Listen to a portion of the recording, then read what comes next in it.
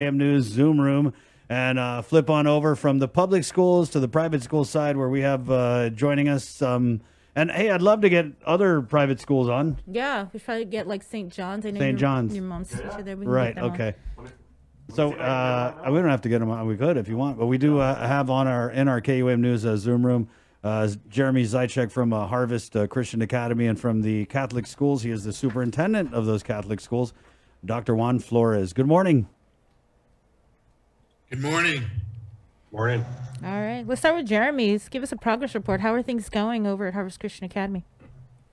Yeah, thank you. We are 3.5 weeks into online education at the moment, and things are going well for us. Right now, we're working with parents and students that are starting to accumulate screen time fatigue. If you remember not too long ago, parents were worried about screen time and obesity and being inactive, and that's exactly where we're at right now, and just have a limited ability even to really go outside and exercise and those sorts of things. And so we're trying to get creative with some scheduling, continuing to make progress educationally, but also trying to balance those things, the physical, the social elements of education, which are really, really important. And as John had mentioned just a few minutes ago, I was really happy to hear that the goal is still to return to face-to-face education, because it's just so important. And I think our kids are struggling now. We've seen, different reports in the newspaper, even about suicides, and just the difficult time this is for our island. And the case numbers are high, and man, it's really challenging. But we continue to pray for this island. We pray that the cases would reduce, and that very soon we'd have the ability to come back face to face and just connect holistically as we need to with our students. What are your students and parents saying, Jeremy? We're getting ready to release a survey here this week, and but anecdotally, the feedback we're getting from parents is they're very grateful for the opportunity to be able to continue education.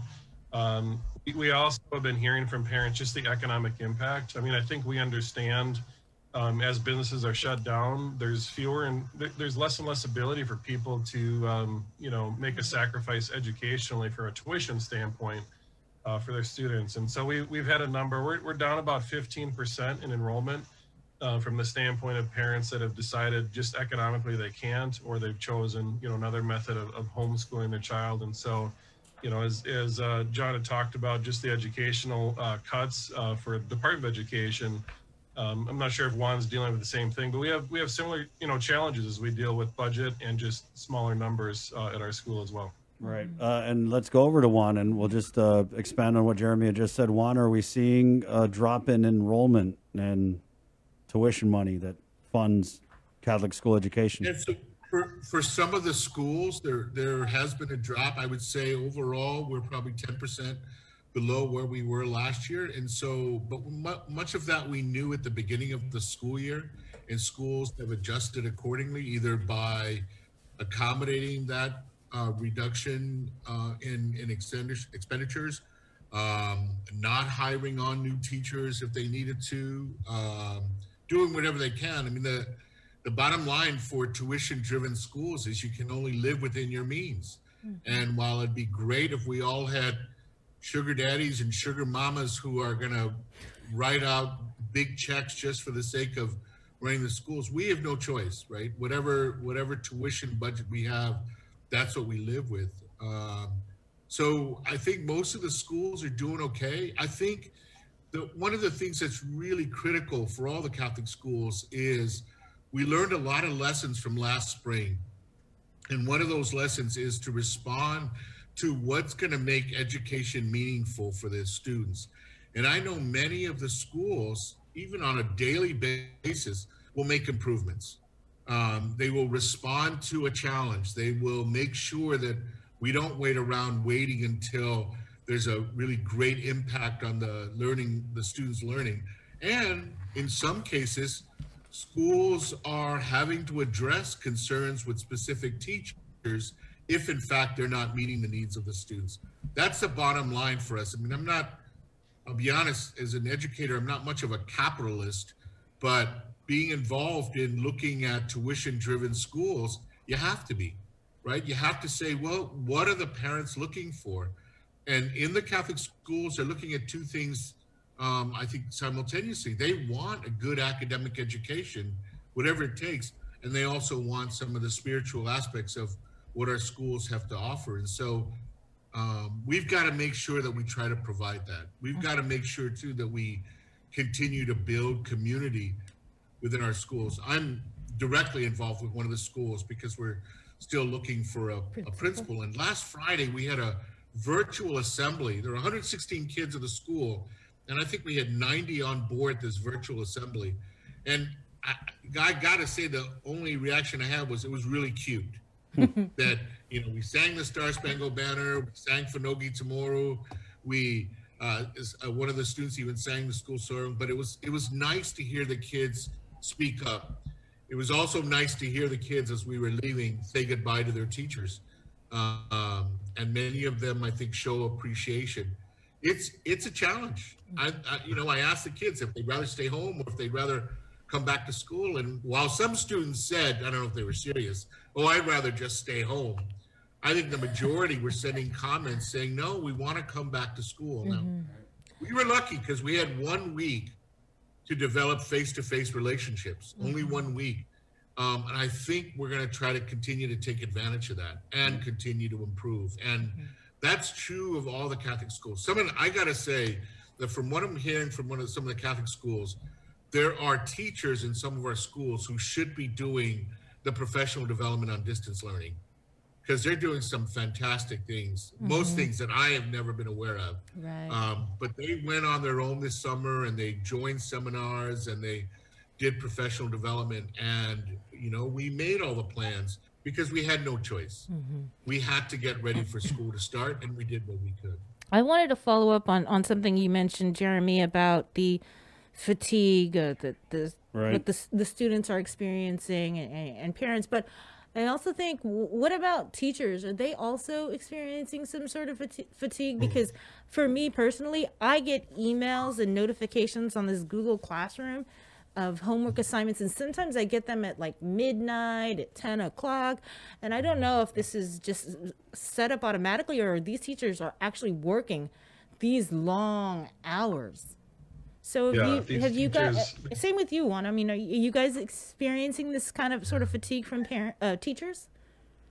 You know, these teachers are pretty awesome. They called and feel called to do this type of missional work, and they make sacrifices to do so. From a salary and a benefit standpoint, all those sorts of things. From a time perspective, I have 6 kids, from 15 down to a daughter that's in K3. And I'm constantly amazed at the amount of work and effort that these teachers, and they do it because they care.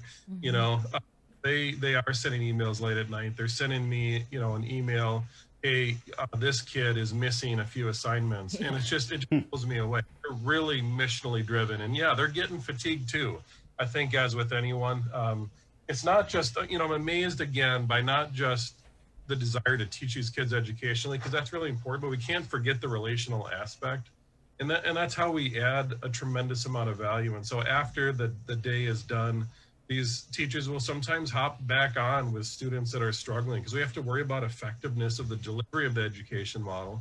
And they'll just spend times with kids in smaller Zoom sessions. And again, it's more screen time, but it's an important connect relationally. And so, yeah, worried as we think about the following year, how many teachers are going to want to come back and say, I don't want to do online education. I want to do face-to-face education. And so I know some of our teachers are struggling with that. I'm very grateful that they're missionally driven. And 3.5 weeks in, I'm very pleased with just their ability and desire to continue to sacrifice their time. It is a personal sacrifice. I had a comment here, and this is maybe you can kind of bounce it off with the tuition and enrollment drop that you guys have seen from Michelle, and not singling you out, Jeremy, but she put Harvest is one of these private schools forcing kids to stay online for more than 6 hours a day. Kids don't need to be online all day. That's cruel and unnecessary. I know some parents who would agree with that statement. And again, I understand it's about the education delivery, but you said it has to be effective. Is it effective in your opinion? We constantly want that feedback. I appreciate it. We're listening to parents. We need to know from there's a balance. You need to feel like you're delivering the value of education to students. There's got to be a value. It's got to be effective. So what's effective? And, I would say probably from 12th grade down to 4th grade, it's a full day. It's a full day from about 8 o'clock to 2 or 3 o'clock in the afternoon. There's going to be breaks in there in the meantime. But the younger grades specifically have less time because they have shorter attention spans. The principals and I were just brainstorming yesterday what we can do from a screen break standpoint. So we're getting ready to roll out an announcement to our parents. We're going to have a day a week and just see how it goes. Where we have a screen break and, trying to encourage students to not just do things online, but with a pen and paper or just taking a break, period. And so we appreciate that feedback.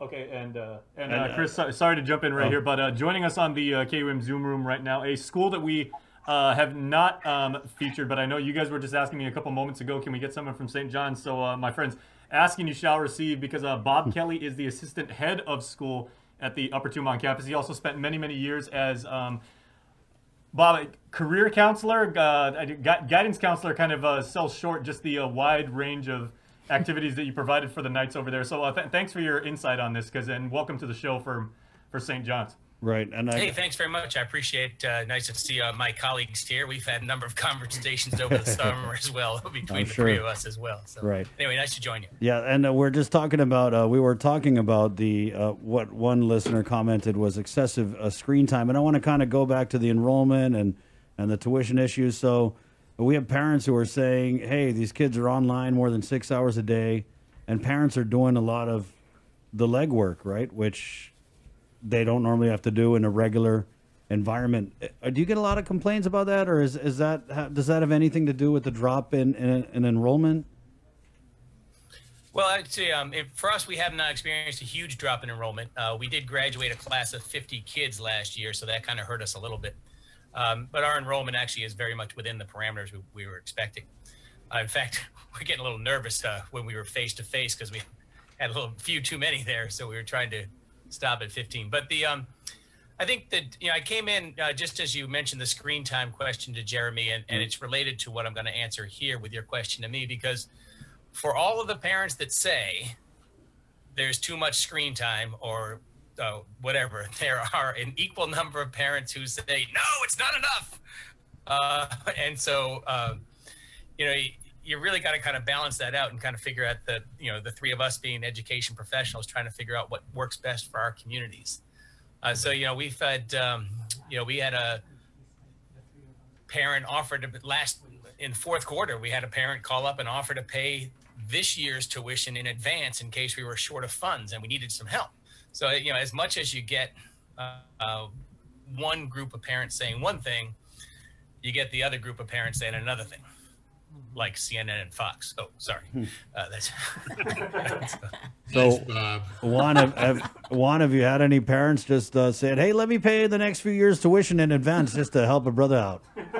Actually, the one school, I'm not getting reports from most of the schools, but the one school I'm working with directly, we had a significant jump in the number of parents who paid tuition for the whole year. And I mentioned that to the faculty as sort of a way of saying, hey, these families are supporting us. But I want to go back to both the teacher fatigue and also the online time.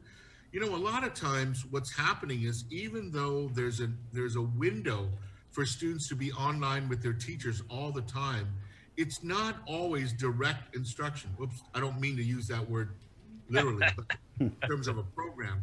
But it's not specific instruction that's taking place, but the teachers are online. So if the students had specific questions, they could ask their teachers, or if they need an extra help. And Bob's right that there are some parents who are concerned that there's not enough time being spent, and then the same number of parents who are concerned there's too much time. And I think, I've had to advise some teachers from different schools who said to me, they feel like they need to respond to email within 20 minutes. That's why they're on all the time, right? So they're on until midnight. And I've advised them to schedule those times and be honest with the parents, you know, to say, okay, I know you're coming back from work at 6 o'clock. So from 6 to 8, I'm willing to respond to emails or take phone calls, but then they've got to give themselves some time outside of that for themselves, for their families, and just for their health and well-being, to go out for a walk themselves. We don't want teachers to burn out. And I think that one of the challenges with distance education is everybody thinks that all of the concerns and all of the questions and all of the challenges have to be addressed immediately. Well, in face-to-face education, sometimes we have to wait until class is over to address an issue, or we have to wait until the end of the day to work on something. We don't just jump to addressing. And I think we should think about the same thing with distance ed. And many families are very supportive of the teachers and do expect that the teachers might need some time before they respond. But I want to suggest to parents, continue to raise the questions, continue to express the concerns, and then give the professionals a chance to address them in the best possible way. And if there are 20 students in a classroom, teachers got to pay attention to what's best for those 20 students, and then find ways to address the 1 or 2 students that need extra help or special help. Jeremy? It's tough. Go ahead, Jeremy. Yeah, no, it's good. We need to make little adjustments along the way. I am concerned long-term. You know, when you look at the numbers and the hospitalizations, it doesn't seem as though it's going to end anytime soon. And so you have to remember, all the kids in the classroom are not identical. They all have different needs. They all learn a little bit differently. And that's why we have professional educators, so they can do that. It's a little more challenging online, but I'm so grateful for the teachers that invest their lives in this. And Robert, have you guys experienced any of the students screen fatigue, like we were talking about earlier, or anyone expressed concerns about that? I've not received I haven't received specific comments. That one of the things that we did do is that we did shorten our day so that we have about 4 hours of live instruction for the middle school and the upper school. But what we've received is an interesting element is, as Juan was suggesting and Jeremy earlier as well, you know, the education's different now, right? So that we have shortened our live classroom time, but that kind of means that we're going to have more work, and not necessarily, you know, more homework in that same respect, but if we've taken a half an hour off of class, then the kids can expect a little bit more independent work requirements. So we, while I've not received necessarily complaints about screen time, I've received people saying, wait, it looks like you're piling on the more work. But I think what's happening is the merger of homework and classwork. Were you just quoting Sabrina there? Seems like there's more work. I feel like you were quoting Sabrina there. Oh, really? Yeah. I'm sorry. That's okay. She felt attacked. Now, I want to give a little silver lining as my public school kids. The teacher now calls every week just to touch base. Never really had that, pre-COVID. So that's right. one of the silver linings, right? And I mean the workload, it's kind of still the same. I got a boy over at FD. Oh my God, it's like, dude, 9 assignments on the weekend. Let's say. I think they're just trying to give him his high school diploma and maybe like his bachelor's one shot at the end of the school year. I know some teachers of younger kids, because the kids either don't have devices or there's nobody at home to support online learning. The teachers give the kids some packaged materials each week, and then they call the kids every single day to make sure they understand the assignments, to maybe test them to see if they can recognize their numbers and letters, to do whatever it takes, because first of all, that's what they are more comfortable with, but also they know that the kids don't have somebody at home who's going to help them get on Google Classroom or somebody who's going to be able to monitor what's going on. That's the kind of dedication that comes from some of these teachers, that sometimes they just have to do that. And I think, when Bob was saying there's a reduction in the number of hours of instruction, in some cases, maybe we have to compromise on how much we're teaching, but maybe we ought to think about the fact that when there is teaching takes place, it's effective and it's meaningful. So we have to pick and choose what we're going to teach and make sure that it's what's best for kids, because bottom line is, from now until, or from 4 weeks ago to the end of May, we need to make sure the kids get 9 months worth of learning.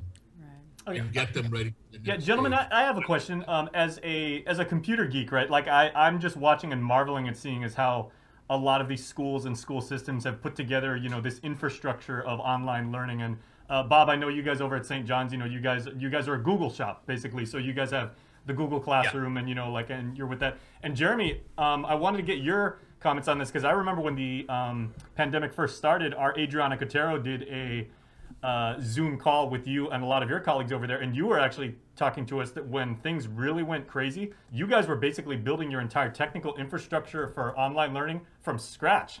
I mean, you said what, you had like 2 IT guys and you guys created like 1,000 user accounts like over the weekend or something like that. So how do each of you feel about the robustness, or like how your systems have held up and everything like that, whether it was, you know, an out of the box solution, or whether, you know, like in Jeremy's case, you guys had to kind of like, you know, build it on the fly?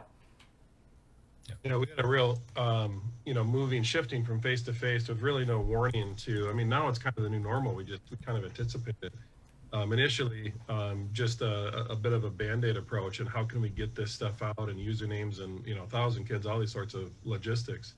You know, we had the summer to improve that. And so I think one of the things we're hearing from our parents is they appreciate a unified platform, a more user-friendly platform, and a unified approach to how our teachers are rolling it out. For parents that have multiple kids, if it's done differently, even on the same platform, that's a huge challenge.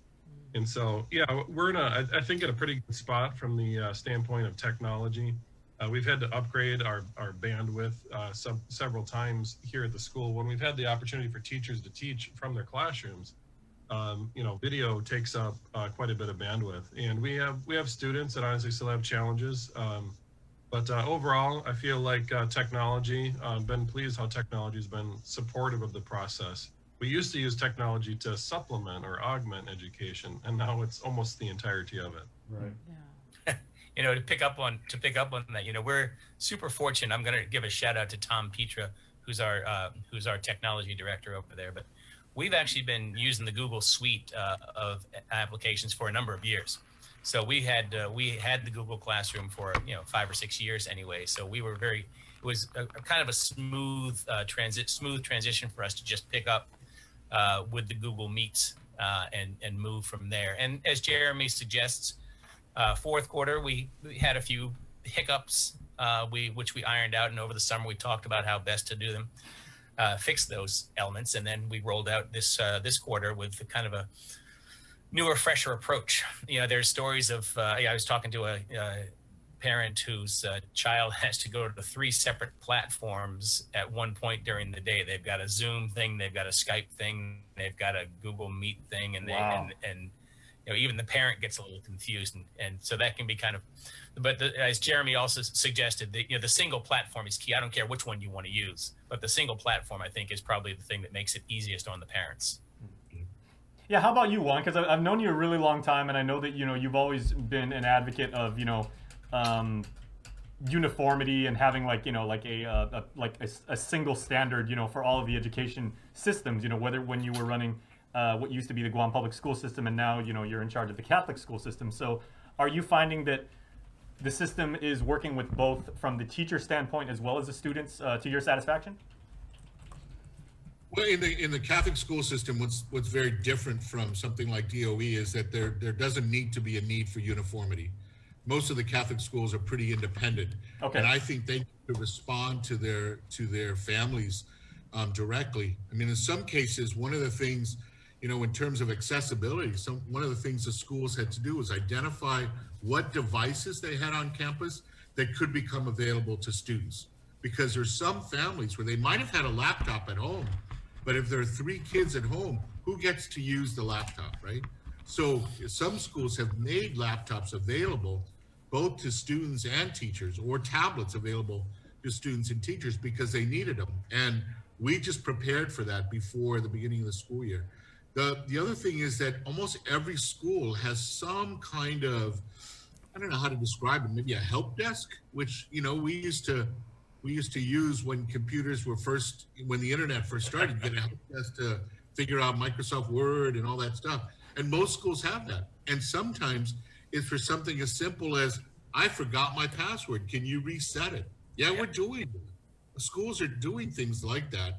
And they have to, but I would say that for the Catholic schools, they're probably not doing them uniformly, but they're doing it. They're following what they need to do to be effective for their school communities, and I think that's really important. And it is a big leap for many teachers and administrators to consider that the use of technology is the norm, not the exception. It's not the icing on the cake anymore. It's the cake. Well, I like cake, and so do a lot of kids. I used to like cake, but this is just driving me crazy. Man cannot live on cake alone, apparently, and neither can kids. Let's just go around, Robin. Closing message to the students, the parents of your respective schools. We'll start with you, Jeremy. Yeah, sorry for the audio. They decided today was the day to bushwhack the lawn. I want to thank teachers for doing extraordinary work. I want to thank parents for doing extraordinary work. This impedes on their schedule. They go home from a hard day of work, or if they're at home all day working, and then help their kids some more. And then students, just want to say, students, hang in, keep praying for an end to this. We want to come back face to face. And yeah, we look forward desperately to that opportunity when we can do that. Bob? Again, echoing all those things, everybody in this whole process are really stepping up and champions. And I was talking to our seniors last year, and I said, you know, that everybody can come up with an excuse on any given day for anything. Oh, it's too hot, I don't want to do this. But the ones who step up in times of adversity and really try and go about it, those are the ones who are doing the business. And our teachers, our students, our parents are really trying to work with us in this process. I appreciate all the input that everybody's been given, and the product is coming out to be quite a good thing. So I'm very happy with that. Juan? You know, I want to repeat something I said to the kids at one of the schools last week. The teachers I wanted to remind them that their teachers are working really hard, that they're doing what they can to provide meaningful instruction and to continue to challenge the students. But I also wanted to say that the teachers are really proud of how well the students have stepped up. That for many of them, they're really showing their best by adjusting to a system that does not really reflect what we should get out of kids, young kids, right? That being social and wanting to relate to each other and being goofy and all those things, that, you know, that's all changed now. And the teachers in the different Catholic schools remind me that the students are the ones stepping up, and their parents. There's no doubt their parents are making a difference. But I think that both the teachers should know that they're appreciated, but the students should know that the teachers also appreciate them and appreciate their efforts. Yeah. Thank you for that. Thanks. Juan, Jeremy, Bob, thank you guys for joining. Juan, I just real quick on a private note, I just wanted to offer our condolences. We heard about your loss, and just know that you and your family are in our thoughts and prayers. Thank you, Chris. I appreciate that. Okay. God bless you guys and the work you're doing, and be safe, okay? Thank you very much. We'll see you Appreciate guys. it. Thank you. 9:27, guys, we have to take a quick break, and we're going to kind of keep on this education track. You didn't know you're in school right now. Yeah. Yep. God, he's right. The teachers, they really are working so hard, and I get the messages all hours of the day and night. So sorry, I just like the way you say that. I get the messages all day and all night. It's overwhelming. Ah! It really is, though. Yeah, I mean, can we just take a break? I didn't get to ask. Like, are they going to cut parents a teacher check, or No, hey, take a little off the tuition here? It's you know, and you know, I'm working, so I'm not there with my son as he's taking these classes. He was there. Remember the first week he was coming with me to work? Right, right. And even then, just watching was like, oh my gosh, it's just too much. I felt bad for him. 9:28. We'll take a break, and we're coming back with